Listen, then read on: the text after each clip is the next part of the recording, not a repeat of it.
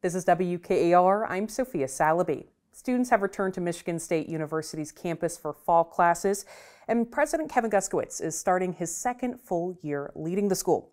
I'm here with him now to talk about changes at MSU, challenges the school is facing, and what's new at the university. Thank you for joining me. Thanks for having me, Sophie. You mandated 9% budget cuts across the university this year, citing financial pressures, inflation, and rising healthcare costs. Do you anticipate further cuts and job losses? So we were very strategic about how we were going to put budget reductions in place. We involved a lot of the campus community in making these difficult decisions, and we mapped this out over 2 years. So this year we put in place a 6% budget reduction and announced at the same time a 3% for next year. Some units chose to take more of that cut this year so that they could hit a reset right now and know how they're going to move forward. Others will take that additional 3% next year. I don't anticipate the need for additional cuts beyond what we've already said for next year. It was painful to see that we had to have some layoffs as a part of this, and some programs merging and others perhaps eliminated. But we're staying true to our values. We're staying true to what we know we do really well.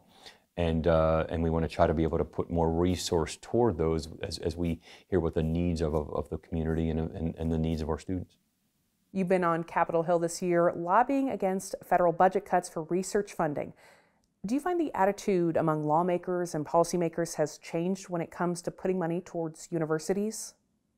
One of our jobs as a university leader, and I know many of my colleagues, other presidents and chancellors around the country have been on Capitol Hill as well. It's about educating.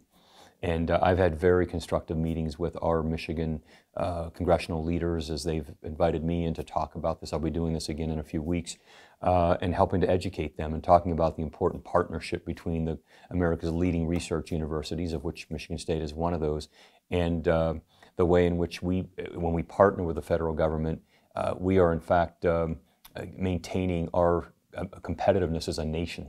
If you think about higher education as an industry, there's probably no other industry that we could say that we own, the U.S. owns, and that is higher education.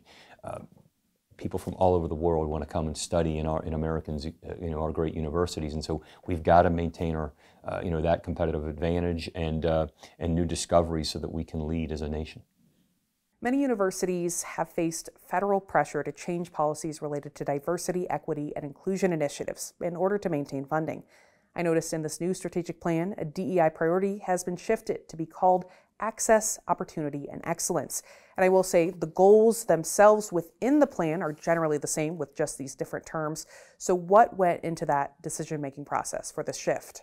A lot of thought and work went into that across the committee that was working on the cross-cutting theme of building community together.